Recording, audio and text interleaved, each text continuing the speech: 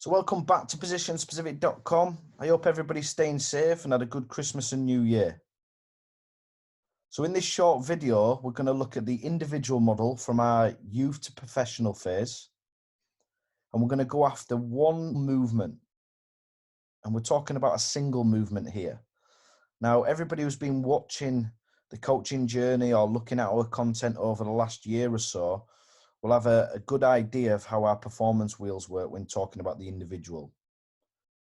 So we focus on scan, move, receive, release. For this video, we're talking about the movements. And then we've spoke about before around 15 movements. Now, what we're doing is we're stripping that back a little bit. Now, we've been collecting data now over the last 8 months or so. And the reason why we're stripping it back, because these movements are what we see more than any other movements. And we simplify it by having single and double movements. So in here, we're going to talk about a single, and it's going to be step to go beside. Just pull this out the library just to show you what we mean by a step to go beside. But again, you could use this session if you think it would be beneficial to yourself. So if we're looking at the movement, and we're just using the 4 boxes in here to help the players out. So if you can see, this is a box here, a box to the left, and then obviously the 2 at the top. When we're talking about a specific movement, we're looking to step and then go and win the space on the opposite side. So I know in this scenario here, the defender's just focusing on the man, which is a shadow defender, but defender would also be looking at the ball. Now, we're just looking at movements to step to win the space at the side. This can be below the marker, which you'll see in games, beside the marker, or beyond the marker. But again, it's just a little movement to come across to win the space, to then receive to go forward, which you can see here. Now, within this drill, all we're asking the defender to do is just shadow defend and overstep. So we can get that technique right of punching the pass in, twisting the hips, to then open up to progress. But like I said, we're just using this video just to show you what the actual movement is. And as we progress, I'll show you a little session that we've put together in terms of bringing this out, and also what it looks like in a game. Just a different player now. Just working the technique.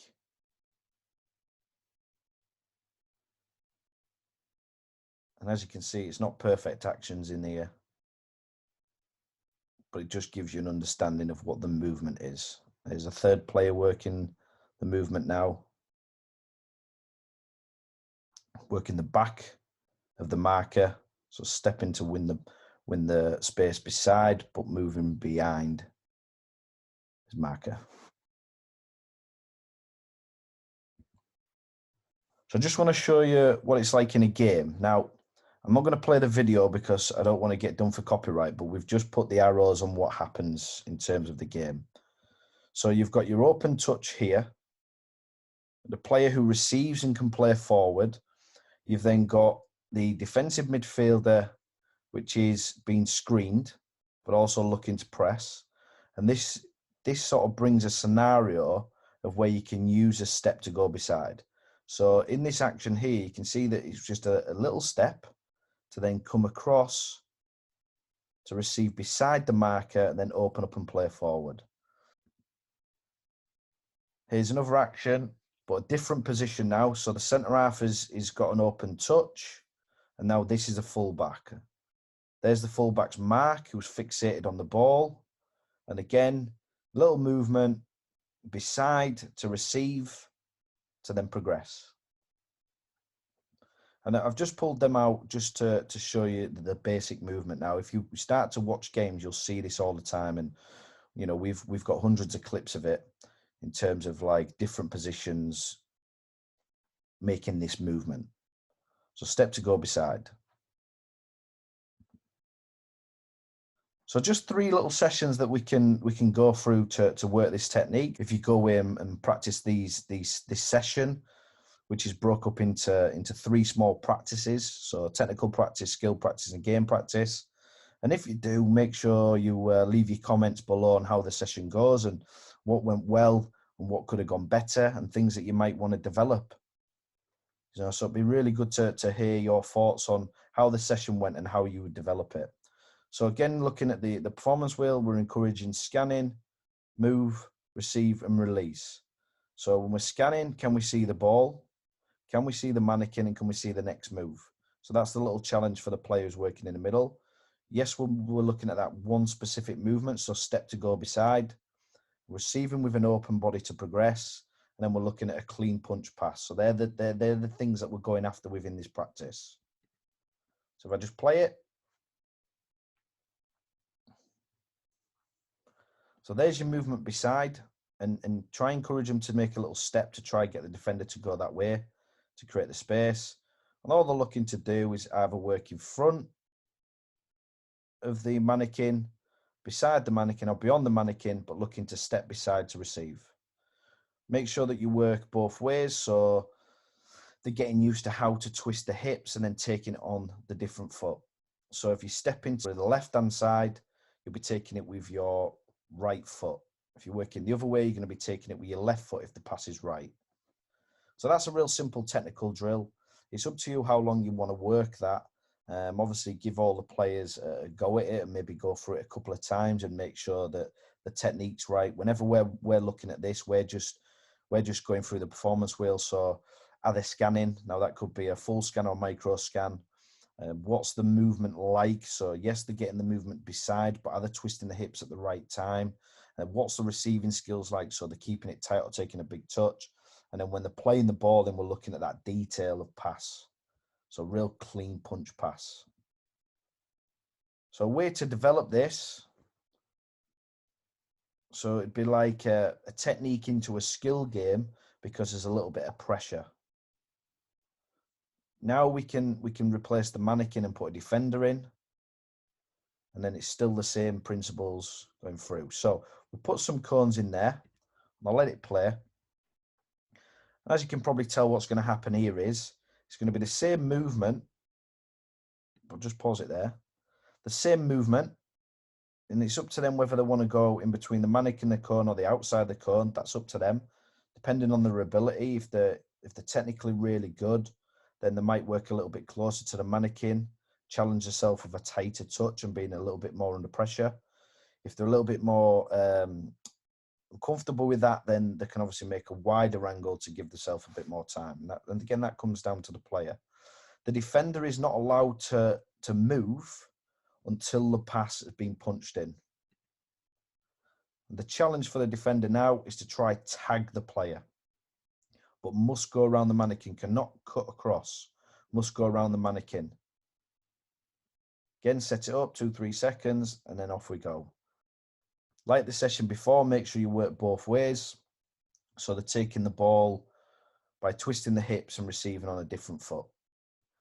If the defender tags them, you can put a point system in there. So you could say, well, if they tag them, they don't get a point. If they get all the way across and pass it, then they obviously get a point.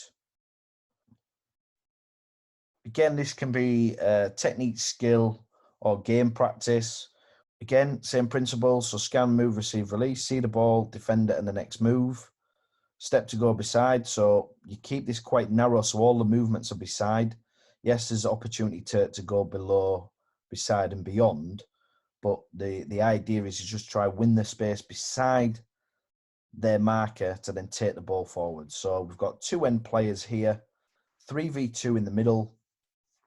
And all we're looking to do is transfer the ball through this middle section and get it to the top player.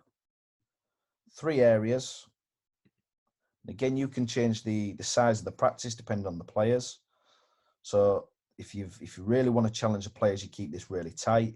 If you're wanting to get plenty of success, then make it a little bit bigger. But what we're saying is try keep it quite narrow from front to back. So when you're looking at these 2 lines, because you don't want to bring out all the other movements yet. So if you keep this more narrow, the more they're going to work on the beside movements.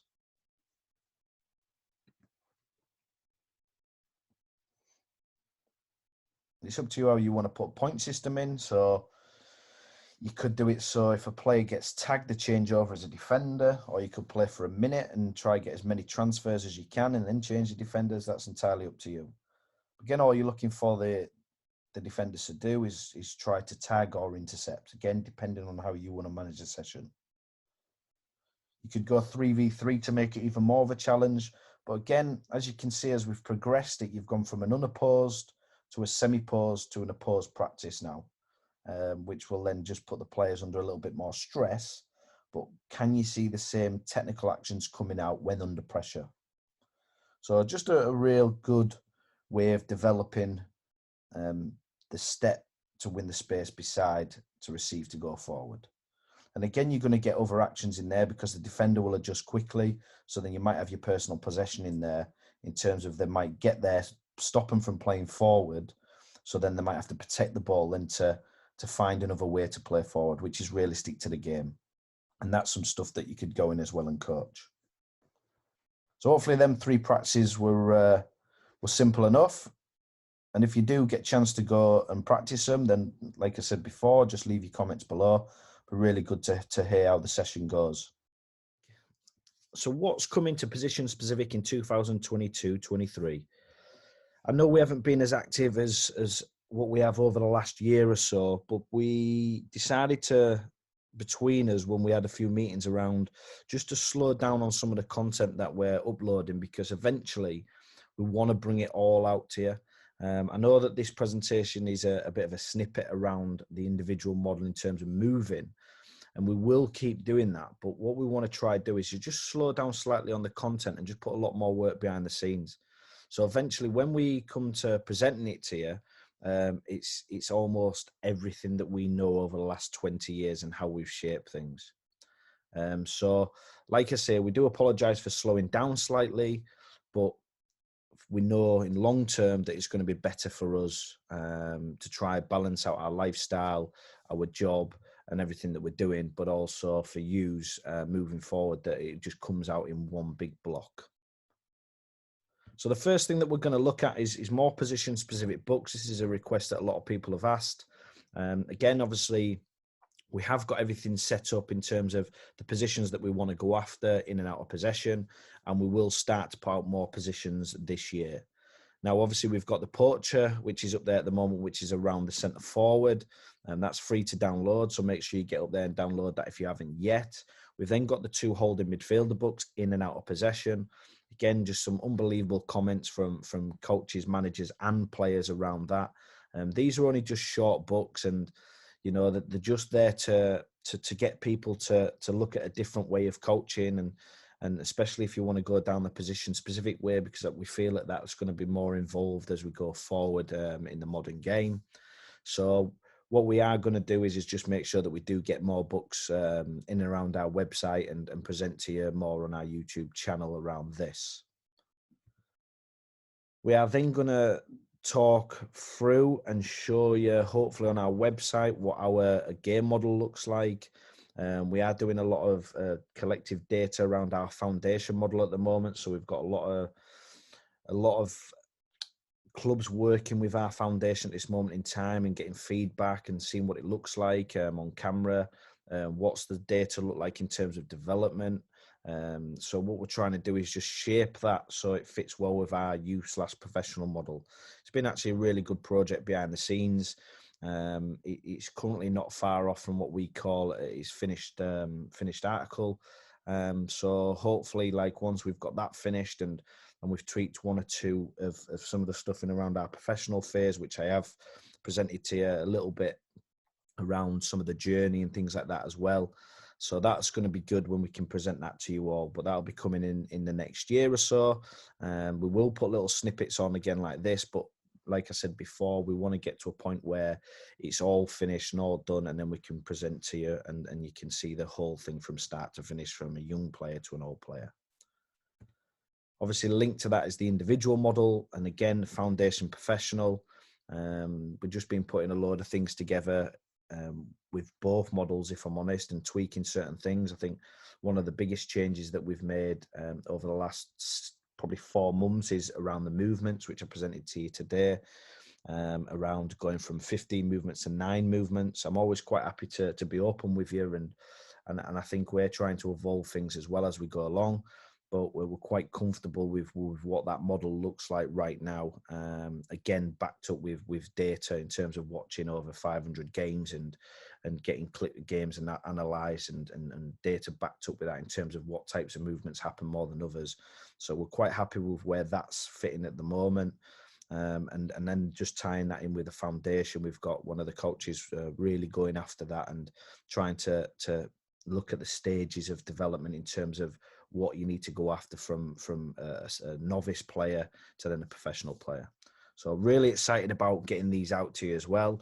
But like I keep mentioning, is we don't want to bring it out and then start changing things. We want to try and get to a point where it's a finished article, present it to you, and then you can go away and you can practice some of the stuff that we're doing.